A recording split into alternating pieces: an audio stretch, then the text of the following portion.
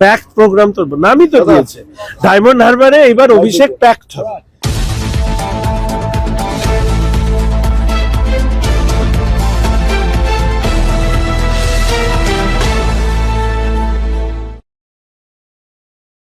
এবং প্রথম সারিটা থাকবে দেশের রাষ্ট্রপতি একজন নারী, অর্থাৎ যেই অ্যালিগেশনটা আপনাদের বিরুদ্ধে লাগানো হয় বা বিরোধীরা লাগায় সেটাকে কিভাবে দেখছেন? কিন্তু যারা অ্যালিগেশন লাগায় তাদেরকে গিয়ে জিজ্ঞেস করুন।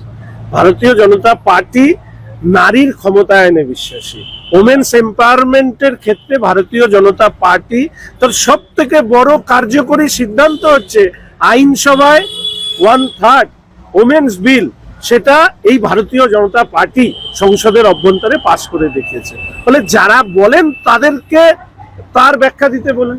ভারতীয় জনতা পার্টি মনে করেন মহিলাদের ক্ষমতায়ন ছাড়া একটা দেশের ক্ষমতায়ন করা সম্ভব না। নাম গাড়ি ঢুকতে পারে, অন্যান্য বিধায়কদের গাড়িতে স্টিকার ছাড়া বিধানসভার অভ্যন্তরে ঢুকতে পারবে না।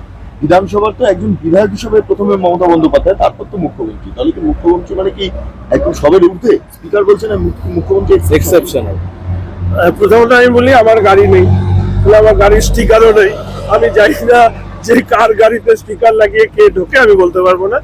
দ্বিতীয় বিষয় হচ্ছে যে এর সাথে আরেকটি অত্যন্ত সংবেদনশীল বিষয় জড়িয়ে ছিল, বারবার করে আমি বলেছি যে সিআরপিএফ হোক বা কেন্দ্রীয় সরকারি আধা সামরিক বাহিনী যারা আছেন তাদেরকেই বৃষ্টি ঝড় রৌদ্র জলের মধ্যে এখানে দাঁড় করে রাখা হয়, অথচ পুলিশ ভেতরে থাকে, যেটা আমার কাছে অন্তত ভয়ঙ্কর ভাবে দৃষ্টিকটু মনে হয়।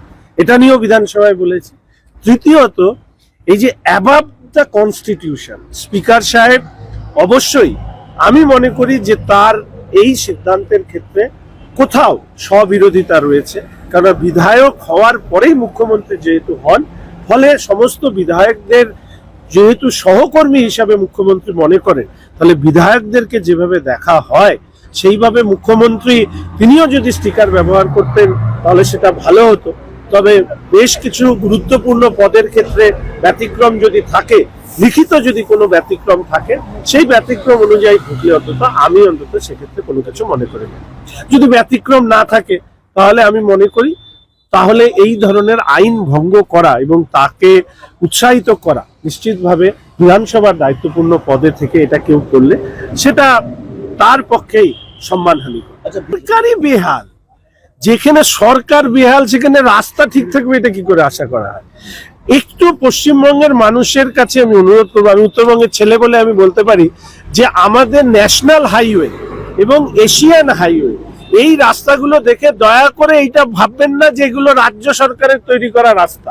এগুলো নিখাত কেন্দ্রীয় সরকারি অর্থে এই রাস্তাগুলো তৈরি হয়। ফলে এইগুলো বড় বড় হাইওয়ে গুলো দেখলে চমকে যাবেন যে কতটা পরিবর্তন হয়েছে। আর স্টেট হাইওয়ে বা পিডব্লিউডির যে রাস্তাগুলো তৈরি করে সেগুলোর অবস্থা কতখানি খারাপ সেটা বিভিন্ন জায়গায়, সেটা গ্রামীণ এলাকা হোক শহরি এলাকা হোক, সেটা মানুষ বুঝতে পারবে। এবং এর সাথে যুক্ত হয়েছে যে আপনারা জানেন যে গ্রামীণ সড়ক যোজনার ক্ষেত্রে হোক বা অন্যান্য এই যে কেন্দ্রীয় সরকারি অর্থে যেগুলো বিভিন্ন জেলা পরিষদের মাধ্যমে যে কাজ হয় সেখানে দুর্নীতি এতটা হয়েছে যে সেই রাস্তারও অনেক ক্ষেত্রে বেহাল দশা তৈরি হয়েছে। চারটি স্কুলে 27 জন পড়ুয়া মাধ্যমিক দিতে পারবে কিনা সেটা অনিশ্চিত।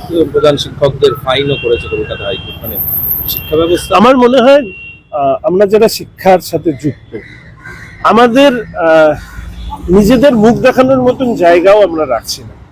এত দুর্নীতি, তারপরে মানে শিক্ষকদের মতন একটা পবিত্র জায়গায় যারা বসে থাকেন, দেখুন শিক্ষক ডাক্তার এদেরকে মানুষ আলাদা চোখে দেখে। মানুষ এখন দেখছে যে এই তো পকেটে পয়সা গুঁজে সব শিক্ষকতার চাকরি পাচ্ছে। ফলে এই ধরনের হাইকোর্টে বা আইন ব্যবস্থার দ্বারস্থ হওয়া ছাড়া এই প্রশাসনের দ্বারস্থ হয়ে লাভ নেই, এটা বুঝেই সবাই যাচ্ছে।